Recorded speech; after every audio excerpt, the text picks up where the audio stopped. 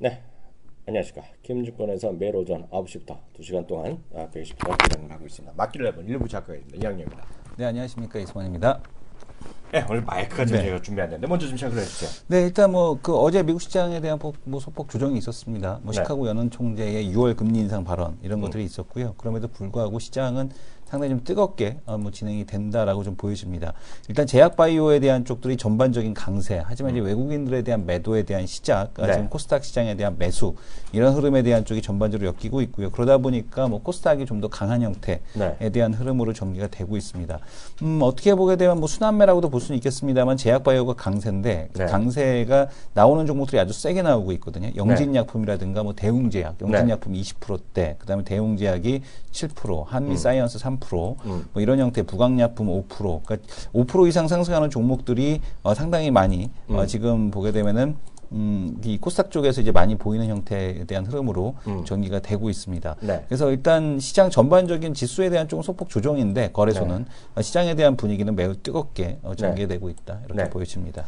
네, 오늘 그 시장이 어저께 말이죠. 어저께 이제 가장 중요한 건 오늘 핵심이 되겠는데요, 오늘요. 외국인 어저께 좀 파랗고 약간 찜찜했었잖아요. 네네. 오늘 또 매도 많이 나오는데요.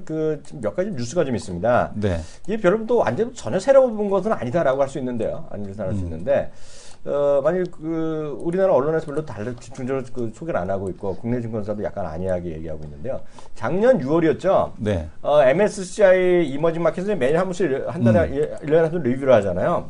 근데 이제 상해 주식 있죠. 상해 A 주식 말씀드린 건데. 상해 A 주식이 오늘 편입이 안 됐어요. 네. 근데 많은 분들이 헷갈리잖아요. 야, 무슨 소리야? MSCI 이머징에 왜 중국이 없니? 이렇게 할 수 있단 말이죠. 네, 네. 근데 이게 어떤 거냐면 지금도 중국이 들어있어요. 한 20몇 프로 들어있는데 그거는 상해 주식에 들어있는 것이 아니라 알리바바나 바이두 이런 거 있죠. 그리고 중국의 사이펙 이런 거 있죠. 석유에 되는 거. 미국이나 이런 데 외국에 상장되는 게 이제 돼 있거든요. 근데 작년에 이제 기억하시겠지만 이게 상해가 5% 편입된다, 10% 편입된다 이제 얘기가 많았거든요. 네. 근데 이게 이제 안 됐어요. 여러 가지 이제 유동성이라든가 그러니까 매매 편의성 몇 가지 또 우리나라랑 똑같이 우리나라가 선진국 못 들어가듯이 그 이제 있었는데요. 그게 이제 얘기가 지금 나왔잖아요. 그 얘기 좀 해주세요. 일단은 MSCI 선진지수에 대한 편입, A 주식에 대한 추가 편입에 대한 얘기가 나오고 있는데요. 네. MSCI 측이 제기했던 쿼터 할당 개선과 선강퉁 실시 가능성을 등을 두고서 편입 가능성에 대한 쪽을 높게 보고 있다 얘기하고 있고 선강퉁은 하반기에 실시가 된다라는 그런 얘기를 지난번 그때 이제 말씀을 드렸습니다. 올해 A 주식이 MSCI 신흥 편입이 결정된 가능성의 50% 이상의 확률을 배정한다라는 얘기를 하고 있고요. 네. 올해 편입되는 내년 초 편입이 되면 네. 내년 초 기준으로 적용이 된다. 그래서 통상 연기금 초대형 기관 투자자들의 적용 시점이 이전부터 이제 비중 조절이 나오겠죠. 편입이 되는 순간부터 지금 이제 다른 시장에 대한 쪽을 팔아야 될 텐데 그게 어디냐면은 브라질, 그다음에 한국부터 이제 그 이머징 시장에 대한 그 매도에 대한 쪽이 이제 진행이 될 수밖에 없는 그런 상황이라고 보셔야 될 것 같습니다. 네. A 주식 MSCI 차이나와 MSCI 신흥이 각각 8%와 2%의 비중을 차지를 하게 된다는 얘기죠. 그러니까 이동될 자금에 대한 추정액은 약 320억 달러 정도로 지금 추정을 하고 있습니다. 그래서 이제 그만큼 다음 달부터 MSCI 측이 주요 기관을 탐방하면서 올 연례 보고서에 A 주식의 신흥지수 편입 여부와 관련한 의견을 청취할 것으로 얘기를 하고 있고요. 네. 일부 우려 요인이 남아 있어서 아직 편입될 가능성에 대한 쪽은 낮지만 어쨌든 간에 한 50% 정도에 대한 쪽으로 지금 과거하고는 달리 지금 편입 가능성에 대한 쪽이 높아졌다라고 좀 보셔야 될 것 같습니다. 그래서 지금 위안화 안정 가능성, 특히 이제 A 주식에 많이 포진해 있는 게 IT 기업이기 때문에 섹터 로테이션으로 놓고 본다라면 IT 쪽에 대한 비중을 많이 낮춰야 되는 이제 그런 상황에 대한 쪽이 나타날 수 있겠고 특히 이제 IT주가 많이 포지션해 있는 국가가 대만, 그다음에 우리나라 이런 것들을 감안해 본다라면 가장 크게 타격에 대한 쪽을 좀 받을 수 있는 곳이 한국과 대만이 될 가능성에 대한 쪽이 높다 이렇게 좀 보여지고 있고요. 그리고 지금 보게 되면은 A 주식 유동 물량 기준으로 시가총액 5% 편입 시 MSCI 신흥 시간의 비중은 1%. 그러니까 지금 중국 A 주식이 엄청나게 급등할 가능성에 대한 쪽이 높다는 얘기죠. 그래서 지금 성강퉁을 하기 전에 A 주식이 먼저 쫙 올라가고 나서 MSCI에서 이제 들어오게 하려는 중국 측의 의도가 아닌가라고 좀 보여집니다. 네, 그 부분은 이제 한국 기사를 보셨는데요. 한국 기사는 별로 얘기가 별로 안 다루고 있잖아요. 그리고 일부 또 언론은 국내 증권사의 애널리스트를 얘기해갖고 가능성 크지 않아요. 뭐 이렇게 좀 얘기를 했는데요.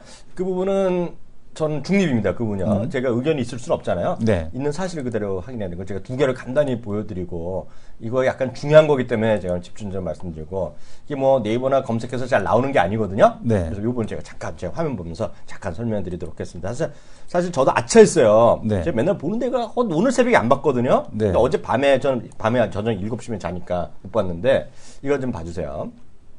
이거 보면 파이낸셜 타임즈입니다. 출처는 파이낸셜인데요. 이제 MSCI 리바이브 톡 차이나 조이닝 이머징 마켓 인덱스에 대해서 새롭게 한다는 얘기 나오는데요. 쭉 보면 중국이 여전히 불명확한 것이 있으나 가능성이 상당히 있다는 논조가 나옵니다. 논조가 나와요. 그래서 요거 좀 보셔야 돼요. 이거는 여러분들이 찾아서 보기가 쉽지 않아요. 왜냐하면 파이낸셜 타임즈이 돈 내서 하는 거거든요. 그래서 굳이 찾으려면 여러분들이 말씀드리면 구글에서 파이낸셜 타임즈라고 쓰고요. FT라고 쓰고요. 뭐 글로벌 이머징, MSCI 이렇게 쳐갖고 검색 들어가면 보이는데 그것도 한 번밖에 안 보여요. 딱 처음에 클릭할 때만. 그 다음에 보이면 바로 돈 내라 그래요. 네. 그래서 그거 제가 그래서 제 말씀은 그냥 믿으시면 돼요. 중요한 건 그건데 이렇게 좀 나와 있는데 그에 따라서 얼마가 빠지냐 들어가냐 이런 얘기 많이 하는데 그거는 여기 그 안에 로드맵이란 거를 레포트를 어떻게 냈어요. 이걸 이제 그걸 갖고 너희들이 참고해 그래서 인터뷰를 쓰겠다 얘기하는 거예요. 그걸 좀 보여드리겠습니다. 이게 보면 이 원문이에요. 원문. 딱 어저께 나온 겁니다. 어저께 발표한 거예요. 따끈따끈한 거죠.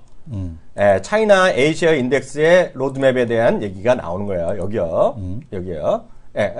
이거는 오늘 약간 우리가 흥분한 거 떠들 게 웃을 게 아니야. 이거 약간 진지한 얘기입니다, 지금요. 네. 그래서 이거는 외국인이 왜 파느냐는 저는 100% 장담합니다. 이것 때문에 파는 거예요. 어제 오늘이요. 저는 그거는 딴 거 몰라도 이런 건 잘 알아요. 냄새는. 여기를 보시면 되겠는데요. 이게 작년에도 나왔던 건데 거의 똑같은 건데 작년에 이렇게 자세히 안 나왔어요. 네. 제가 작년에 레포트도 봤는데요. 자세히 안 나왔어요. 여기 보시면 여기 있죠. 저 최대한 확대했는데요. 요거를 필요하신 분 있죠. 제가 안내를 드리면 이거는 여러분들 보실 수가 있어요. 요거는 여러분들이 보실 수 있는 자료입니다. 이건요. 이건 안 그래. 요거를 링크를 내가 이따가 쇼트 링크 있죠. 네. 쇼트 링크를 제가 찍어드릴게요. 더 친절하잖아요. 네. 제가 URL 줄인 거를 말씀드리겠습니다. 잠시만요. 왜냐면 이것도 관심 있으신 분 계시고 이걸 물어보시는 분 계시는데 그냥 우리 또 친절하니까. 네, 친절하니까. 잠시만요. 오늘 딴 거 몰라도 돼. 그러면 오늘 이슈 돌 거 안 해도 돼. 이게 핵심이야. 이거 찍어드렸으니까 됐고요. 네. 지금부터 봐드리겠습니다. 이거 잘 보세요. 제 화면 잘 보세요. 딴 거 하지 마시고요. 이거 있죠? 지금 이게 전 세계 지금 오늘 현재입니다. 오늘 현재 MSCI의 이머징에 속해 있는 비중이에요. 네. 여기 보시면요. 어떤 분이에요? 차이나 이미 들어갔잖아요, 이놈아. 그럴 수 있잖아. 예? 차이나가 20.7% 들어가 있어요. 20.7% 있고, 오버시즈가 5.2% 들어가 있는데, 이게 대부분이 뭐냐면, 외국에 거래되어 있는 것들 있잖아요. 네. 그래서 예를 들어 바이든이나 알리바바 이런 거 등등등들 해서 25.9번 이미 들어 있어요. 네. 우리나라 지금 얼마 들어가면 15.2, 요게 주목하셔야 돼요. 네. 15.2가 들어 있습니다. 15.2요. 네. 화면 더 키울까? 이런 거 방송해주면 우리 키움증권 그러니까 홍춘욱 여기 수석 이코노미스트 우리 방송에 나오셨는데 너무 좋으셔 그분도 국민연금에서 스카우트 오신 분이더라고 그분이. 네네. 그러니까 근데 여기 보면 여기 15.2 있죠 15.2 15.2 여기 들어있어요. 지금 보시고 계시면 1번 한번 쳐보세요. 딴 데 지금 전화 받을 때가 아니야. 커피 마시고. 15.2 여기 15.2가 지금 MSCI에 추정하는 거에 대충 15.2가 들어가 있어요. 그럼 참고 좀 말씀드리면 MSCI에 초제하는 금액이 얼마냐? 1.5조 달러입니다. 1.5조 달러. 1.5조입니다. 1.5조 달러. 그러니까 우리나라 돈이면 얼마예요? 한 2,000조 되겠나? 1,800조 정도 되죠. 1,800조 네. 정도가 MSCI 이머징을 추정하는 겁니다. 근데 이게 보면 요번에 5%가 많이 편집되면 여기서 차이나가 에이시아가 1.1이 들어갑니다. 1.2. 빨간 거 있죠? 여기 들어간다는 얘기예요. 이건 안입니다. 안. 그러면 15.2에서 당장 어디가 들어가면 14.9로 0.3이 줄어들어요. 왜냐하면 중국 제외 우리나라 제일 많이 들어있기 때문에 제일 영향이 큰 거예요. 타이완도 들어가고요. 네. 그 안에 들어가면 알아서 빠지는 거고 중요한 건 0.3%포인트가 줄어듭니다. 이것도 다시 말해서 확정된 거 아니에요. 네. 이렇게 된다는 전제에서 말씀드리고 가능성이 있다 없다는 몰라요. 근데 우리나라 증권사 몇몇 코멘트 딴 거 보시면 연합 인플루언스나 보시면 가능성 없다고 얘기하는데 그거는 제가 보기에 기사 잘못 쓴 겁니다. 그건 중립적으로 썼어요. 파이낸셜 타임즈나 이 레포트를 전 앞부분 다 읽어봤거든요, 오늘요. 예, 이거는 중립적이에요. 14.9면 0.3%가 줄어들어요. 1년에 걸쳐서. 0.3은 얼마냐? 아주 간단하죠. 1.5조 달러 곱하기 0.3%입니다. 5조 4천억 정도 되죠. 그러니까 5조 4천억 정도 되죠. 그리고 항상 보면 이거 플러스 레퍼런스로 삼는 애들이 많아요. 그래서 보통 게 적게는 2배에서 많게 10배 얘기하는 애들이 있는 거예요. 근데 상대적으로 이머징 마켓이 그렇게 크게 않기 때문에 10배까지 안 될 겁니다. 추정하는 애들이. 그냥 참고하는 애들이. 이건 공식적으로 추정하는 애들이 공식적으로 한다는 건 돈 낸다는 거거든요. 네. 그러니까 공식적으로 한다고 그냥 B급으로 돈 안 내고 추정하는 애들 있죠.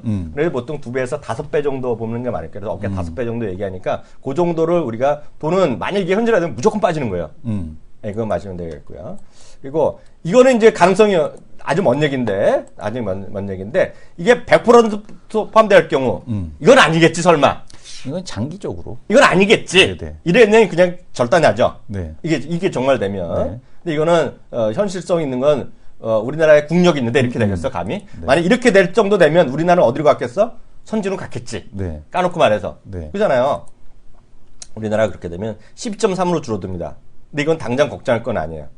예? 그러면 지금 5조 4천이면 그 10배가 되는 거죠, 또. 네. 그래서 이게 사실관계다. 그래서 제가 보기에 외국인이 파는 건 100% 이것 때문이다. 네. 무슨 얘기 아시겠죠? 그래서 이해하시면 되겠습니다. 아, 이해되셨다 하신 분, 내용이 좋았다 하시면 짝짝짝 한번 쳐보세요.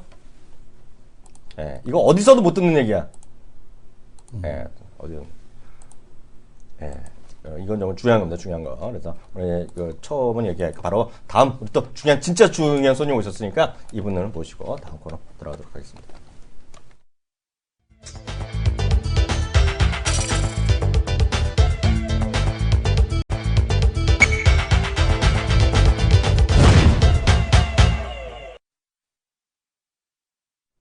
다시 말씀드리면 이거는 다른 경제방송 하나도 안 나왔어, 제대로. 네. 제가 아까 너무 급해갖고 저도 막 파이낸스 타임즈 보면서 방송을 했거든요. 아침에 네. 생방송 할 때. 그래서 저는 계산이 잘 안 되더라, 이런 거. 1.5조 달러에 0.3%. 그게 잘 안 돌아, 저는. 네네.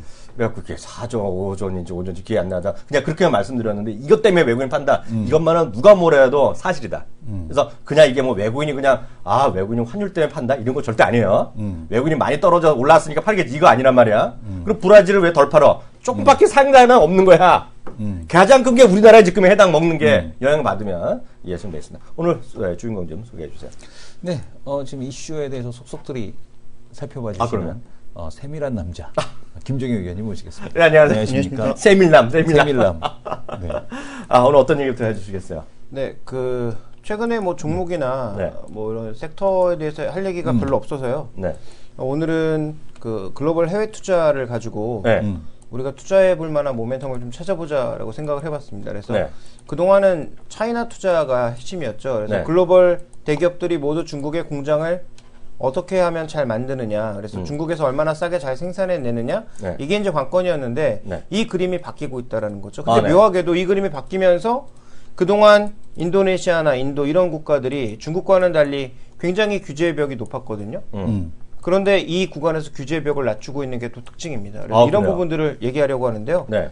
먼저 준비된 그림을 보시면 지난 2011년까지는 중국 투자가 전 세계 투자의 가장 핵심이었지만 네. 2012년부터 2015년까지는 그림이 완전히 바뀌고 있습니다. 네. 중국이 실제로 늘어난 평균 양을 보니까 2% 정도밖에 채 되지 않고요. 네. 인도는 연간 기준으로 20%가량이 매년 꾸준하게 늘고 있다는 거죠. 네. 해외 투자량이 증가하고 있다는 것입니다. 준비된 네. 그림에서 나타난 것처럼 베트남, 인도네시아, 인도 이 3국이 증가하고 있는데요. 네. 3국의 특징은 뭡니까? 모두 인구가 1억 명을 육박하고 1억 명을 넘거나 1억 명을 육박하고 그다음에 뭐 인도 같은 경우에는 거의 뭐 중국에 육박하는 정도의 숫자를 가지고 있죠. 네. 또 하나 주목해 볼 만한 포인트는 30대 이하 인구가 모두 전체 인구의 60%가 넘는 굉장히 젊은 국가라는 거죠. 네. 근데 이런 국가들이 굉장히 장벽이 높았습니다. 자국 산업을 보호하기 위해서 해외 기업들이 들어올 때 엄청난 관세를 물린다든지 아니면 뭐 증시세를 걷는다든지 하는 그런 보호 정책을 그동안 굉장히 강하게 썼는데요. 최근에 이제 중국의 투자가 줄어드는 구간에서 이들의 투자가 늘어나는 구간이다 보니까 네. 또 이들도 중국 수요에 관련된 드라이브가 없어서 이제는 새로운 드라이브가 필요하다 보니까 외국 자본을 적극적으로 받아들이고 있는 거죠. 네. 그런 과정에서 이제 가장 먼저 나타난 정책의 변화가 바로 법인세인데요. 지금 보시면 2014년, 2015년까지 법인세를 크게 줄이지 않았지만 이들 국가는 다릅니다. 그러니까 전체 법인세 평균을 보면 여전히 20%, 한 24% 정도의 중반을 차지하고 있는데요. 지금 이 박스로 표시한 베트남은 현재 22%인데 올해부터 20%로 인하 결정을 이미 내렸고요. 네. 인도는 34%였는데 2015년 예산안에서 4년 안에 25%로 낮춘다, 파격적인 낮출 것을 예상을 했고요. 그다음에 인도네시아는 18%로 낮추는 방안을 지금 검토를 하고 있습니다. 선진국 쪽에서는 싱가포르가 첨단 바이오 산업은 15년간 면제고요. 법인세가. 네. 그다음에 아일랜드 같은 경우에는 기술 기업은 전체 법인세 12%의 절반 정도만 내게 하고 있습니다. 그러니까 선진국 쪽에서도 법인세를 굉장히 낮춰주고 있고 조금 전에 말씀드렸던 베트남, 인도, 인도네시아 같은 포스트 차이나 지역은 더 공격적으로 지금 법인세를 낮춰주고 있는 거죠. 그렇다면 해외 기업 입장에서는 그동안 법인세가 너무 높아서 정부의 규제 벽이 높아서 못 들어갔던 지역이지만 이제는 중국을 대체할 만한 산업 기지로서의 역할이 충분하다라는 것입니다. 그래서 이들 지역으로의 해외 투자가 급격하게 증가할 가능성이 있지 않나 이렇게 봐야 될 것 같습니다. 그런데 한국은 굉장히 아쉽게도 반대라는 거죠. 왜요? 유출은 지금 굉장히 가파르게 여전히 증가하고 있는데요. 유입은 둔화 상태를 나타내고 있어서 우리나라 해외 투자는 여전히 순유출입니다. 근데 이 순유출되는 건 뭐 그렇다 치자. 왜냐면 뭐 시대 상황이 그러니까 우리나라도 지금 해외 쪽에 가서 만들어야 단가를 낮출 수 있는 그런 상황이니까 이건 뭐 시대적인 조류기 때문에 그렇다고 친다고 하더라도 중요한 것은 증분 효과가 없어지고 있다는 거죠. 그래서 지금 순수출의 증가분, 그러니까 해외로 기업들이 많이 나가서 수출에 뭔가 기여됐던 그런 기여분이 지난 2010년도에는 44% 정도였는데요.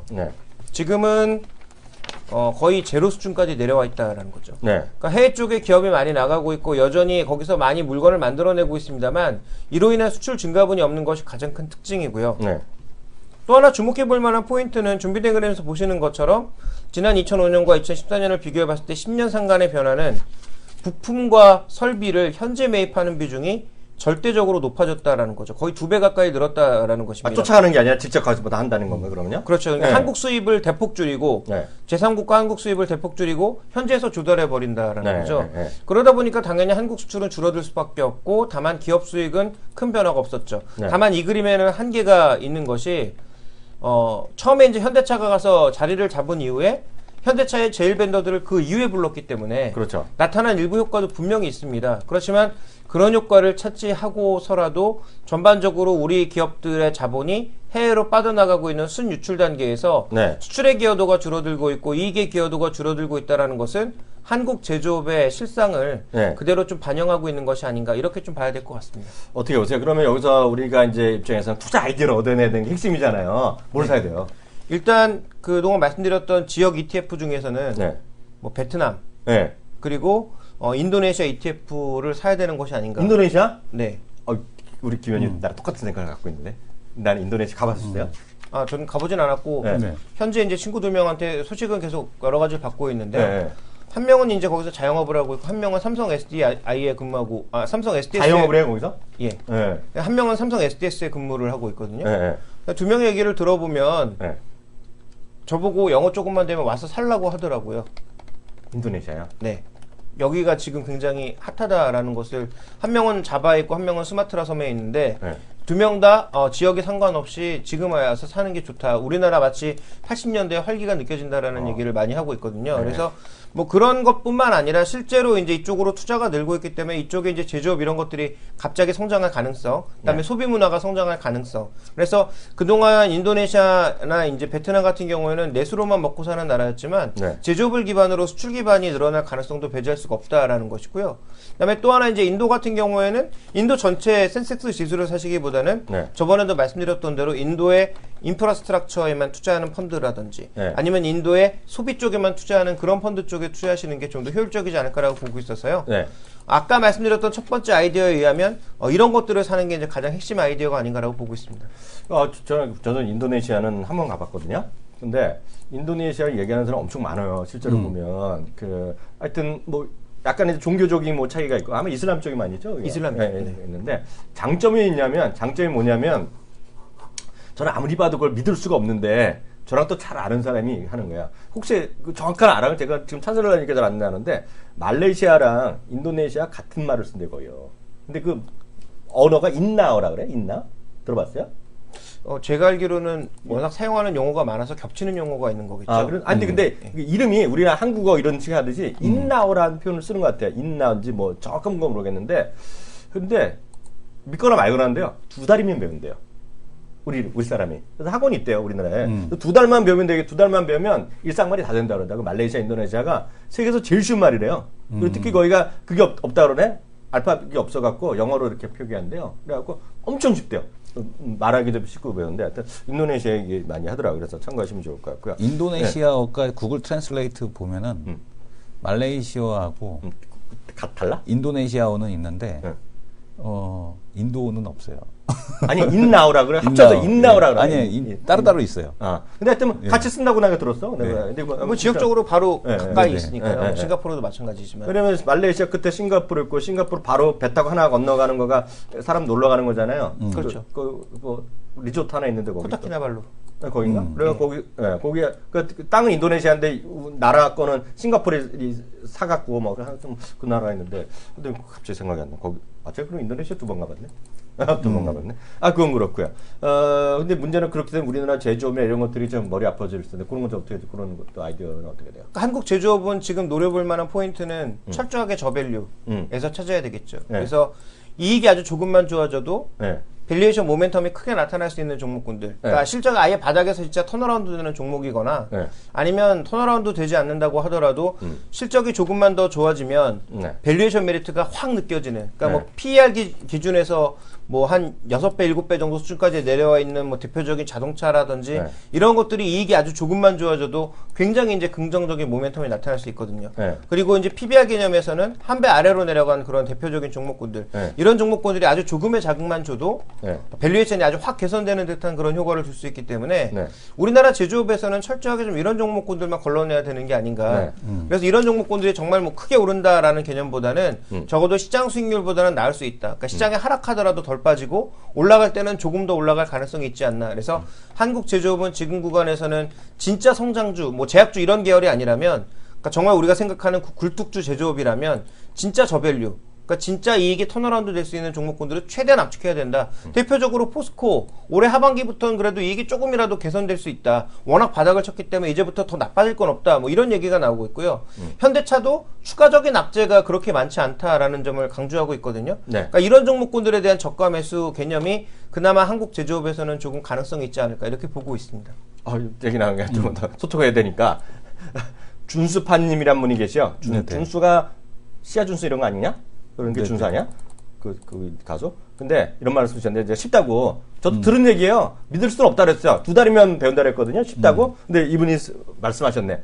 말은 쉬운데 전혀 의사소통이 되지 않아요. 그렇죠. 말은 쉬운 건 맞는데 의사소통이 안 된다. 그러니까 알아서 해석하시면 되겠죠. 그게 됐고요. 아까 제가 위치인지 몰랐는데 맞아요. 빈탄이에요. 빈탄. 네, 빈탄이 배 타고 1시간이면 가거든요. 펜소스 타고 1시간. 그게 땅은 인도네시아인데 아마 그 지역은 싱가포르 샀단 얘기인가? 뭐 조차한다 그러는데 그건 맞는지 모르겠어요.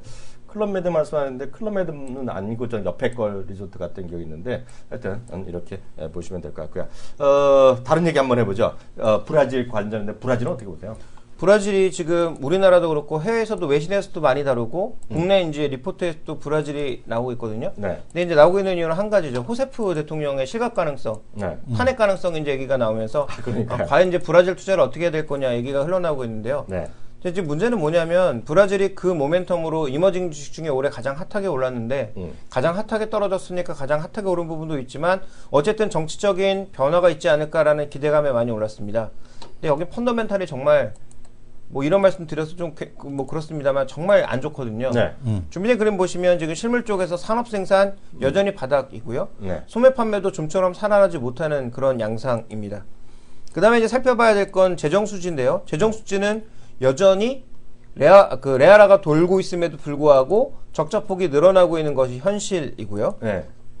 그 다음에 살펴봐야 될 건 GDP 개연성도 네. 점점 마이너스 성장의 폭이 확대되고 있는데 이 마이너스의 폭은 하반기로 가면서 줄긴 하겠지만 여전히 마이너스 성장. 그리고 오늘 IMF에서 또 내놓은 자료를 보면 여전히 성장률을 또 다운시켰죠. 네. 그래서 마이너스 성장이 이어지고 있는데 물가는 또 높습니다. 네. 그래서 우리가 흔히 얘기하는 스태그플레이션의 그 흐름들을 계속 보여주고 있는 것이 지금 브라질의 현실이죠. 네. 네. 그러니까 펀더멘탈은 전혀 따라주지 않는데 금융시장이 먼저 너무 선반영했기 때문에 네. 최근에 가장 먼저 앞서가다가 최근 들어서 또 가장 먼저 주춤거리고 있거든요. 네네. 그러니까 지난 2, 3일간 다른 이머징 마켓, 예를 들어서 뭐 한국이라든지 MSCI 코리아라든지 뭐 이런 쪽은 대부분 급등하는 양상이었는데 네. 브라질은 오히려 못 오르고 계속 주춤거렸거든요. 그렇죠. 그래서 이런 부분들이 아마도 이런 펀더멘탈에 좀 기인한 흐름이 아닌가라고 볼 수가 있겠고, 또 하나 살펴봐야 될 것은 준비된 그램에서 보시는 것처럼 ETF 기준으로 굉장히 급등했거든요. 저점 대비해서 50%가 올랐으니까. 네. 그러니까 이런 것들을 쉬어가고자 하는 그런 의지, 그리고 실제적으로 호세프의 실각이 며칠 안으로 판가름 날 수 있기 때문에 네. 이런 부분들을 좀 더 가능하기 위한 그런 흐름들이 나타나고 있다라는 점에서 브라질과 관련된 여러 가지 뉴스들도 좀 챙겨볼 필요가 있지 않나 이렇게 좀 보고 있습니다.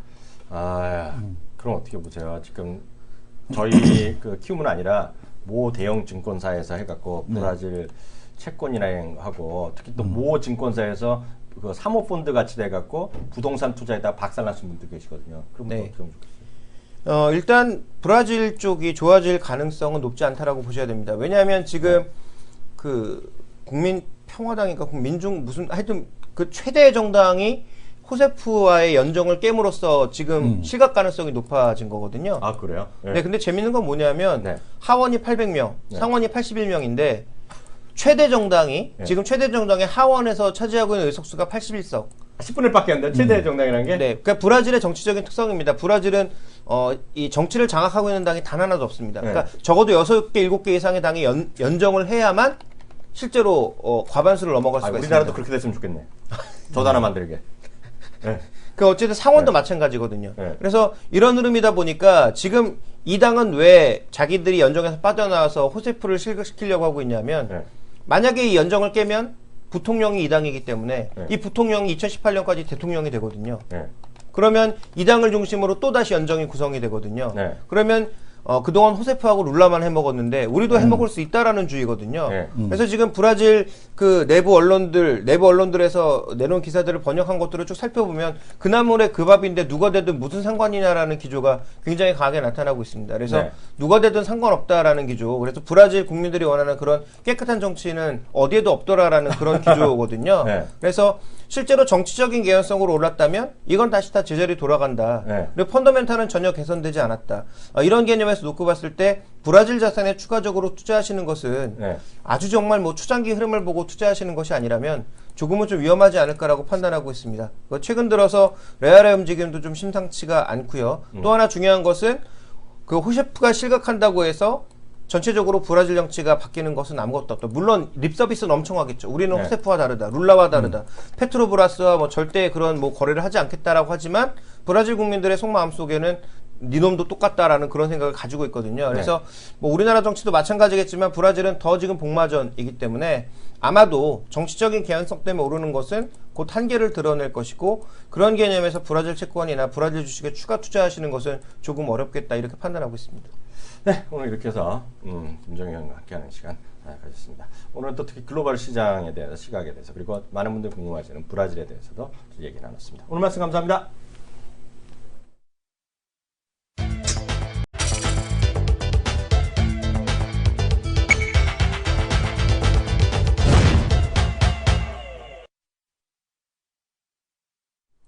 난 정말 누구나 막 될 수 있으면 정당 하나 만들 거야. 네. 국회의원 안 시켜주니까 처음엔 의견을 정치를 바꿨잖아. 네. 공매도 금지법을 내려고 했는데 바꿨어. 내 정책 의지를 바꿔갖고 뭘로요? 무조건 공매당 활성화단으로 왜요? 누구나 다 할 수 있게. 그러니까 내가 그렇게 얘기했잖아. 그래서 의견을 좀 바꿨어. 누구나 왜냐면 할 수 있어야지 이게 룰 자체가 누구나 하고 막 그걸 엄청 그리고 대신에 그 시험 보지 않게 하는 거 그런 거 없고. 그런 거를 어떻게 나라에서 해? 난 이해가 안 가. 그래서 그걸 해야 될 것 같고요. 제가 왜 특히 어저께 바꿨거든요. 네. 이런 것 때문에 바꿨어. 제 화면 좀 봐주세요.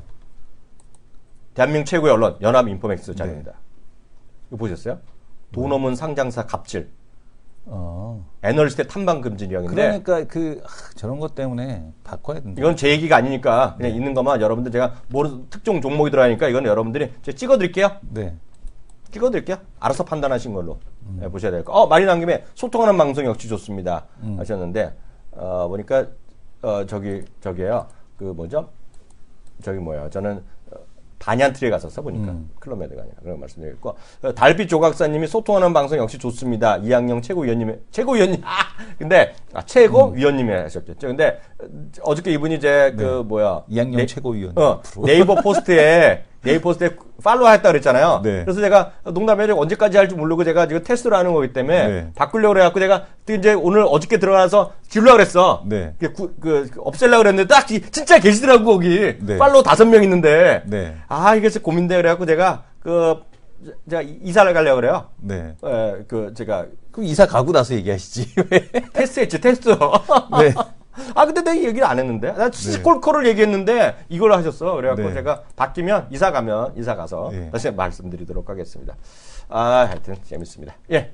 어떤 얘기 할까요? 그래서 지금 보면은 3월 수출입 동향에 대한 쪽을 한번 살펴볼 텐데요. 볼 때마다 실망. 3월 수출입 동향에 대한 쪽 아니 지금 3월 수출입 동향이 마이너스 17% 초반에 17%였잖아요.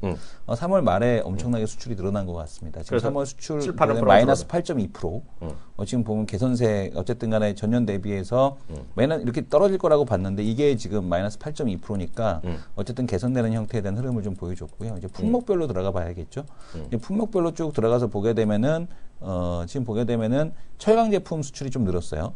그다음에 무선 통신기기 갤럭시 S7 출시에 대한 그 효과 이것이 이제 지금 여기에 반영이 돼서 갤럭시 S7이 일단 3월 수출에 대한 쪽을 이끌었다. 이렇게 좀 보시면 될 것 같습니다. 그리고 이제 밑으로 쭉 보게 되면은 이제 좀 밑에 이제 그 이번에 여기에는 이제 화장품이나 이런 게 없거든요. 그래서 쭉 밑에 내려가서 한번 볼 텐데. 반도체가 1.5% 감소했죠. 네. 전년 동월 대비해서 무선통신기기는 당연히 지금 보게 되면은 조기 출시 한 달 빨리 땡겨서 출시했습니다. 갤럭시 S7이 한 달 빨리 땡겼거든요. 왜 그랬어? 모르죠. 모르겠습니다만 어쨌든 한 달 빨리 땡겼습니다. 그래서 한 달 빨리 땡긴 효과에 대한 쪽이 좀 반영이 됐다라고 좀 보셔야 될 것 같고요. 왜 이렇게 좋아해? 평판 왜 디스플레이 이렇게 없앴어? 아니 왜 갑자기 그런 걸 물어봐서 평판 디스플레이가 24% 감소했고요. 그다음에 컴퓨터가 이제 3.8% 감소했는데 이거는 저겁니다. 이거는 이제 SSD, SSD에 대한 판매가 감소된 거. 그다음에 가전제품 16% 감소, 선박이 28.9% 감소했습니다.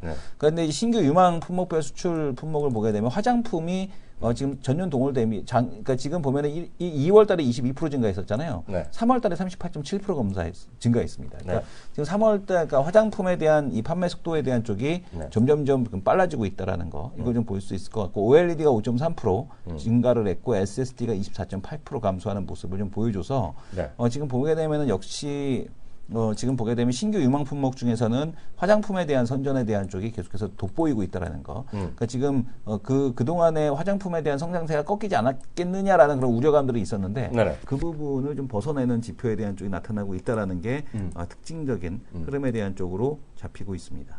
그거 좀 보시면 되겠고요. 하나 좀 더 보겠습니다. 하나 잠깐 코멘트 해드리면 현대증권이 이제 KB 쪽으로 이제 그 우선 협상 대상자가 결정됐잖아요. 그러니까 웬만하면 이제 그게 되겠죠. 이걸 이렇게 보시면 돼요. 그 현대증권 그 노조가 어저께인가 저희 방송국 옆에서 데모했거든요. 한국투자 한국금융주주 한국금융주주 결사반대. 그래서 그렇게 됐네. 됐죠. 근데 보면 어저께 그 결정에 최대 수혜주는 누구다? 현대증권 직원이다. 직원이죠. 현대증권 직원이 최대 수혜다. 라고 보셔야 될 것 같고요. KB금융은 좀 지금 좋아지겠죠. 왜냐하면 어찌되었건 증권회사를 갖고 있다는 것 자체는 나쁘진 않잖아요. 근데 그 KB금융 자재가 워낙 자산이 크게 있기 때문에 차이는 안 내겠으나 영업엔 좀 도움이 되겠죠.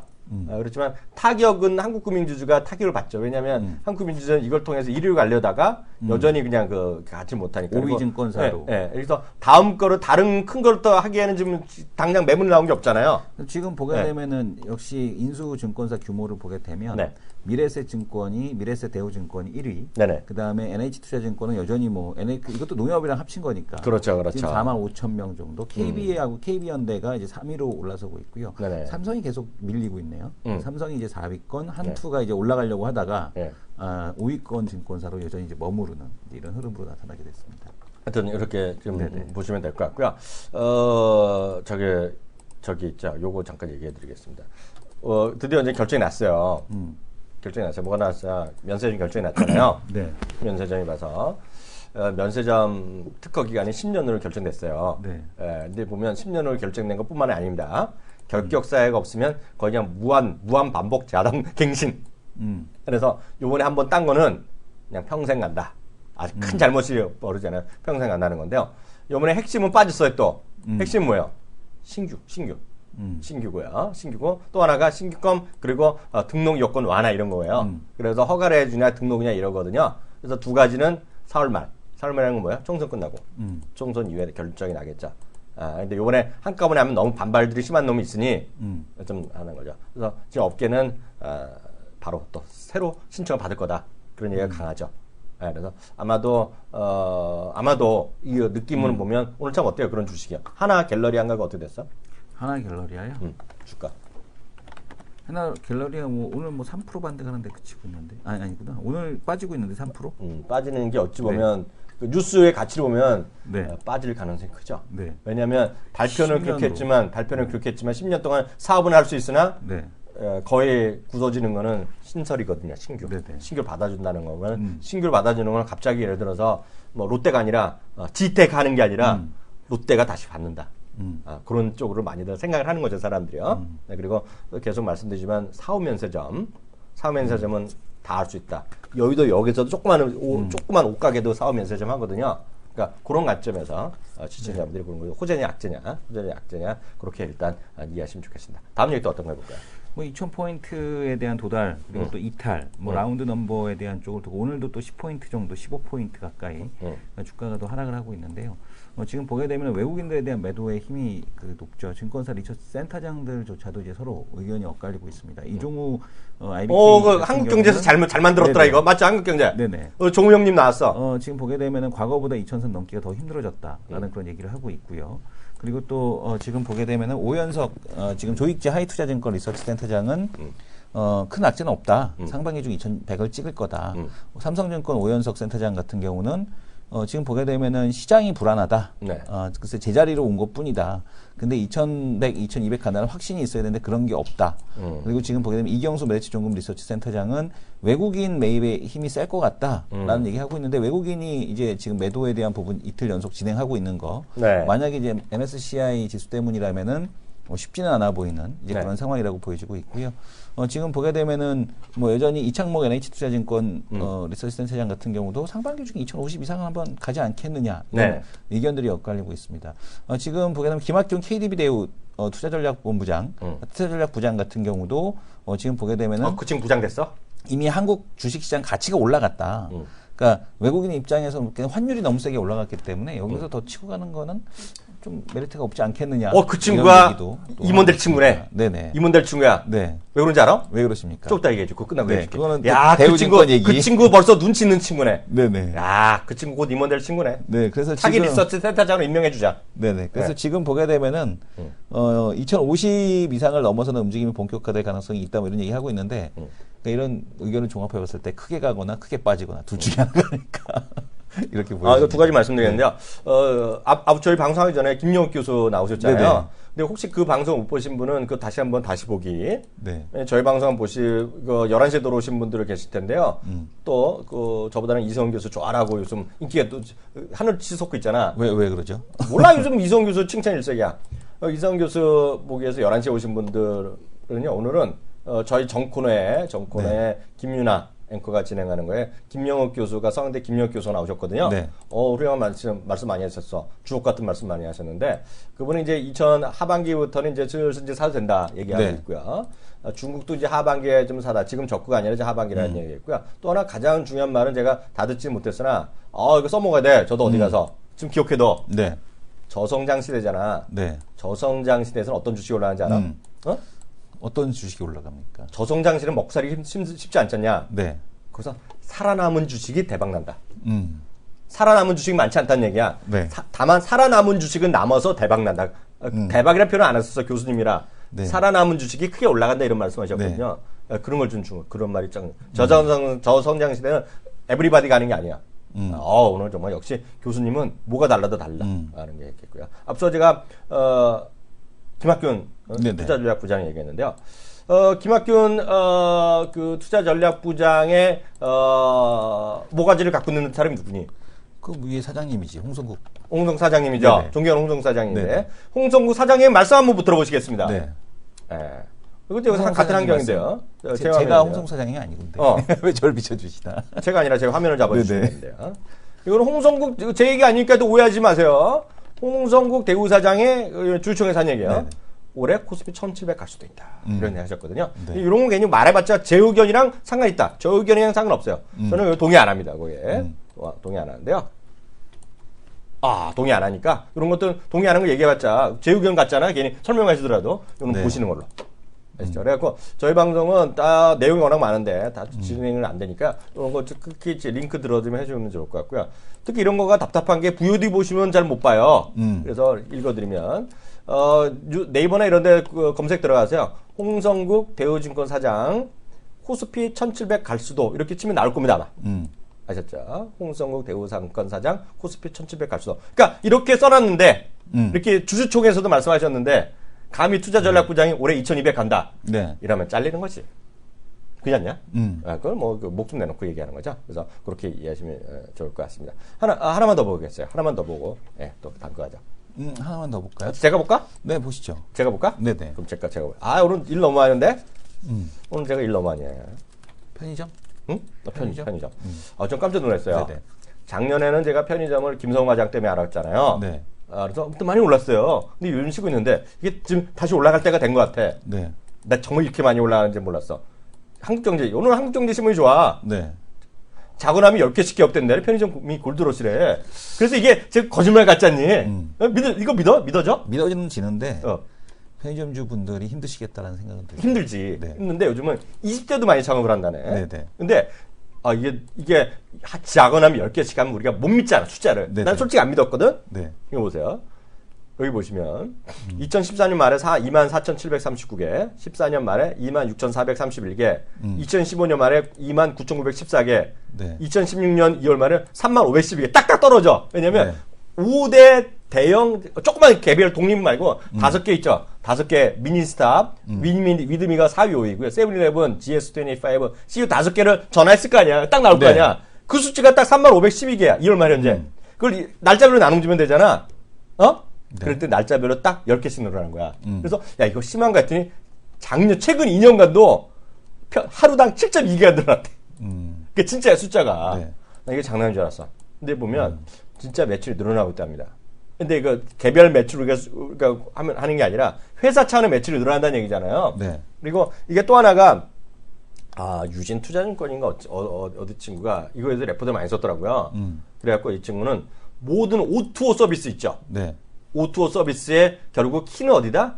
O2O에서 모든 거는 결국은 그 세븐일레븐 같은 GS들이 몰린다는 거예요. 편의점이 더 중요해진다는 거예요. O2O 서비스. 네. 그래서 그 레포트가 그 친구가 작년 3년에도 썼는데 3년 그러니까 그 친구 레포트 보면 자기가 3년 전에 써갖고 이렇게 사라 그랬지 않느냐.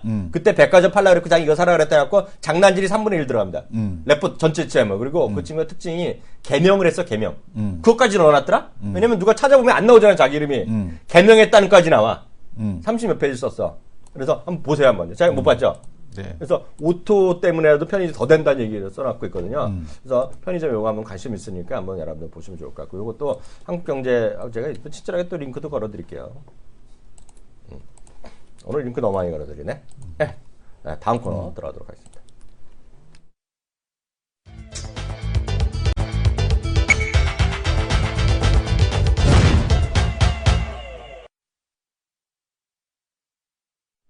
네, 리포트 시간인데요. 오늘 리포트 어떤 거 볼까요? 지금 보게 되면은 오토 얘기 나왔으니까 비슷한 보고서 하나 보겠습니다. O2O? 네네. 오케이. 그 지금 NH투자증권에 나온 보고서인데 그분이 이분인지 모르겠는데 네. 이도의 변화, 기경제라고 해갖고 이분 아닌데 해서 제가 그 찾아드릴게요. 제목이 나왔는데요. 네. 지금 보게 되면 생활 밀착형 오토 서비스가 확대된다. 근데 그 이유는 뭐냐면 소득 불평등의 심화, 그죠? 네. 가치 소비를 위한 지출 확대 등으로 노동 시장에 대한 구조적 변화가 엿보인다라는 얘기 하고 있습니다. 네. 그러니까 긱 이코노미라고 하는 건 뭐냐면 산업 현장에서 필요에 따라 관련 있는 사람과 임시로 계약을 맺고 네. 일을 맡기는 형태에 대한 경제를 뜻한다라는 네. 얘기하고 있고요. 네. 지금 이제 온디맨드 서비스가 될 수밖에 없는 이유는 인터넷이 발달됐기 때문에 예전에는 그런 사람 찾으려고 해도 힘들었는데 물어 아는 사람들한테 찾아야 되는데 그게 아니다. 누구 집에 누구 보니까 가사 도우미 왔는데 그 아줌마 괜찮대더라. 그러면 또 이제 옆에 아주머니가 소개시켜주고 그래서 그 아주머니가 일을 하고 뭐 이런 식이었잖아요. 근데 그게 아니라 이 온디맨드 서비스가 기존 배달, 콜택시, 대리운전, 뭐 이런 것들에 대한 영역에 대한 부분에서 그 가사 도우미, 세탁물 수거, 손세차 이런 것들을 대신해주는 생활 밀착형 서비스에 대한 쪽으로 확대가 되고 있다 이런 얘기를 하고 있습니다. 그러니까 이제 관련주에 대한 쪽은 뭐 카카오하고 인터파크 홀딩스인데 카카오는 뭐 잘 아실 테고 인터파크 그룹에서는 지분 투자한 홈스토리 생활이 대리주부 출시 이후 100만 다운로드를 기록을 했다라는 얘기를 하고 있습니다. 그래서 쭉 보게 되면은 꾸준히를 대신해주는 이 오토 서비스 이런 것들 그러니까 지금 보면 대리주부, 와호, 홈클, 뭐 크림바스켓, 세탁특공대, 와이퍼, 인스타워시 뭐 이런 그런 여러 가지 이런 앱들이 막 이렇게 그 성행을 하고 있는데요. 이런 시장에 대한 쪽이 커지고 있다라는 것에 대한 반증이다라는 얘기를 하고 있습니다. 오프라인 중심의 가사 도우미가 심부름 센터에서 이제 오토 라인에 대한 쪽으로 이제 벌어지는 거죠. 인스타워시 뭐 이런 쪽으로 해서 지금 그 상황에 대한 쪽이 이제 바뀌는 이런 것들이 뭐 그 플랫폼을 기반으로 해서 바뀌는 형태에 대한 상황에 대한 쪽으로 변해가고 있다라는 거겠고요. 지금 보게 되면은 이런 긱 이코노미가 뜰 수밖에 없는 거는 뭐 우리나라만 그런 게 아니죠. 그러니까 지금 보게 되면은 그럴 수밖에 없는 이유가 뭐냐면 취직이 쉽지가 않다는 얘기입니다. 그렇죠. 그러다 보니까 이제 20대 뭐 이런 분들이 이제 계속해서 그런 쪽으로 이제 옮겨가는 일단은 먹고 살아야 되니까. 우버 같은 경우도 지금 보게 되면은 뭐 계속해서 이렇게 성장하고 있는 것들 이런 것들도 여기서 이제 확인해 볼 수가 있다라는 걸 볼 수가 있을 것 같고요.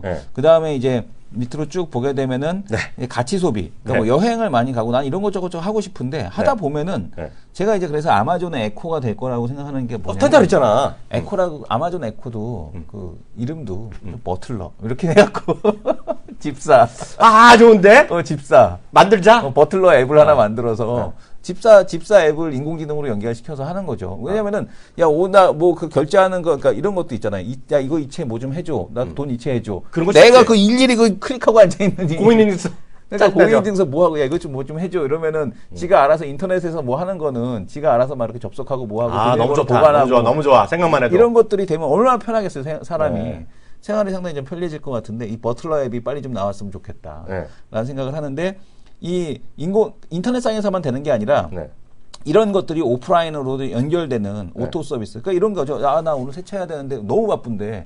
야, 세차할 수 있는 사람 하나 해갖고 연결해갖고 그러면 이제 인공지능 앱이 다 얘기해 주는 거지. 나한테. 그렇지. 얼마 지금 지원하신 분이 계시는데요. 가격이 얼마인데 할까요? 그럼 너무 비싼데 하지 마. 아니면 야 12,000원까지만 하고 아니면 하지 마. 이런 식으로 그런 식으로 할 수가 있는 거겠죠.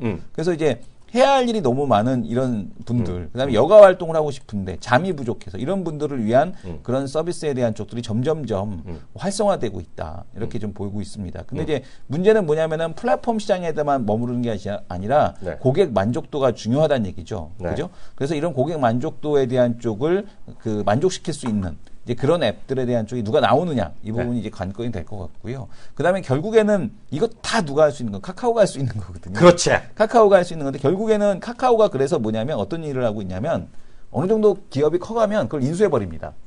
그죠? 그러니까 나는 애 것도 인수했잖아. 그러니까 지금 보게 되면 이제 그런 것들을 이제 인수하는 형태에 대한 흐름이 나타나고 있기 때문에 생활 밀착형 서비스 앱, 비상장 스타트업들 이런 쪽들이 앞으로 잘 될 가능성에 대한 쪽이 있다라는 걸 좀 보셔야 될 것 같고 그게 성장이 되게 되면 그 앱으로 계속 갈 수는 없거든요. 다만 카카오도 그 자기네가 하려면 힘드니까 자기네가 하려면은 또 이제 뭐 이래저래 뭐 말도 많고 뭐 시장에 들어간다 이러니까 아예 그냥 그 기업을 인수하는 형태 이런 형태에 대한 쪽으로 나타날 수 있다라는 거 이거를 좀 보셔야 될 것 같습니다. 여러분들도 아마 이 앱들을 한번 깔아보시고요. 뭐 지금 보게 되는 대리주부, 와홈, 홈클, 크림바스켓, 세탁특공대, 와이퍼, 인스타워시, 홈마스터, 뭐 어웨이, 어웨어, 그다음에 뭐 위시온 이런 것들이 있거든요. 이런 앱들에 대한 쪽들을 한번 보시면서 이쪽 시장에 대한 쪽이 오토 시장에 대한 쪽이 성장될 수밖에 없다라는 걸 보셔야 될 것 같습니다. 우리 마지막 소통. 우리는 소통 방송이잖아요. 아까 제가 말한 거 안 믿는 분이 계셔. 개명했다. 이거 디테일 있잖아요. 이거를 레포트를 안 읽어보면 그거 안 믿잖아. 이분이 LIG 투자증권의 김현태 애널리스트 분이야. 금리스 레포트 지금 잠깐 보여드릴게요. 또 안 믿은 분이 계셔. 제가 보여줄게요. 더 크게 해야지, 더 크게 해야 돼. 아, 이런 분이 정말 수준이 나 같은 수준이야. 잘난 거.